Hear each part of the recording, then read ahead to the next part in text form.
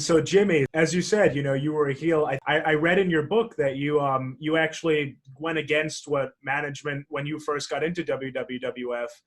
They wanted you to be a face, and they gave you that ultimatum of 6 months, right? And if you could get over with the crowd, you would become a heel like you wanted to. And why did you want to be a heel so bad? Why did you feel that resonated with you?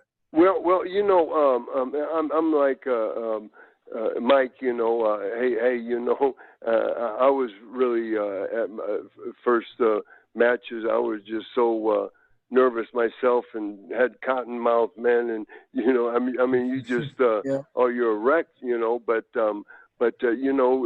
get out there and you loosen up and you hear that roar of that crowd and. There's just something there, man. It just hook you, and to perform and just like Mike, man, I just started loving it, and I've never done nothing else but that. It's just about my only job I ever had, and I'm still there.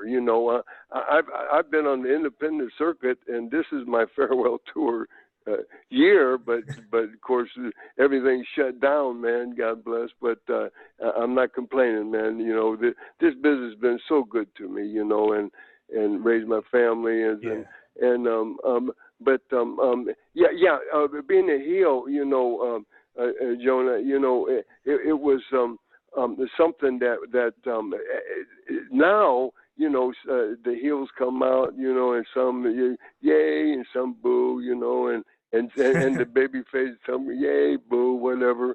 But brother, it was like night and day. It was like old Western black and white movie, where all the heels had black hats and black outfits and the good guys had white hats and that's the whole thing about our business. You got to tell that story and let that heel get that get over on you 3/4 of that match and then finally, but at the end, man, that cowboy, that good cowboy, man, with the white hat, he rode off in the sunset with the girl. He had the girl. He took care of business and all that. But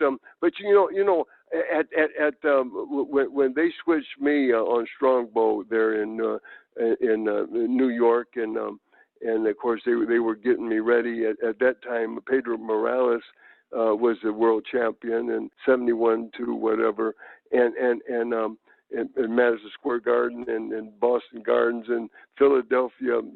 We used to run at the arena on Market Street there in Philly and before the Spectrum and now they got Spectrum's not even there, but they built that brand new. We were there, but the thing is, man, I used to have to hide my car. I'd have to come so early and hide it down the block and walk. Because I never have a car that wasn't keyed and or they would cut the tires, they'd bust the glass, and brother, hey, just it was really serious stuff. I mean, they really hated the heels, and man, they tried to burn you with they smoked in it everywhere, and especially the smaller arenas, and man, they're trying to burn you with cigarettes. They're throwing hot coffee on you, throwing beer on you, and that's just going to the ring, man. If you got the heat, brother. Yeah, if you got the heat, man. So my daughters, I didn't want them teased. I didn't want them. So I just tell them I couldn't go around their school functions. I couldn't be seen with my family, Wow. and it was really serious. And I'm trying to protect that, and I protected the business too, and oh my goodness, brother, I just tell them, they tell you, at school, that your dad's a salesman and he is out of town a lot or whatever. But it was like night and day, and it was really a serious deal. And the boys, I would really felt sorry because if they knew your dad was a wrestler and oh man, my hey, your dad ain't that hot. Man, my dad can kick his can, and hey, I kick your can, and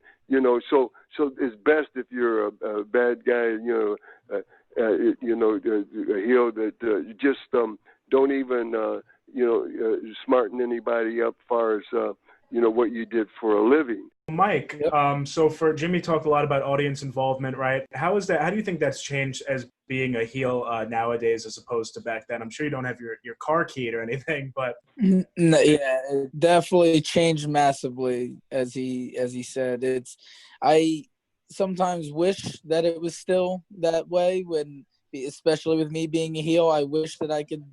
There are places that I do get genuine heel heat, but obviously in my short time, it's never reached a level of anything like that. And it's with me wanting to be a heel in my career going forward, and for as long as I could be, I aspire to get heat like that anywhere I go. During my matches, I try to interact with fans as much as I can. I talk a lot during my match. I just talk trash a lot during my matches, whether it's to my opponent, the referee, the people. I'm always talking I always want to try to get a reaction out of people.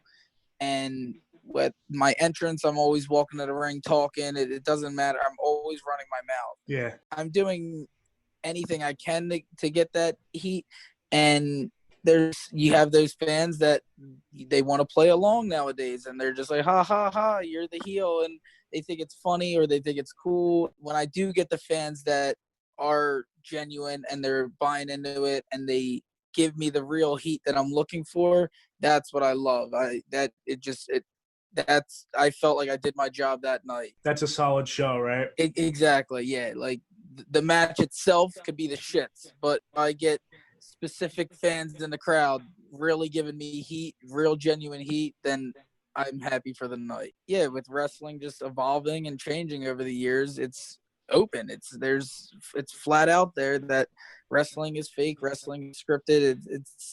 It's common knowledge. So it's a lot harder to be a heel. And nowadays people appreciate heels more than faces, it seems. Like faces seem to get the real boos and the go away heat. Yeah. The heels are, wow, he's cool, or he's badass. And it's difficult, because there are a lot of people look at me as a cool heel, and I, in a way, hate that. I don't want to be the cool heel. I want to be the heel you hate.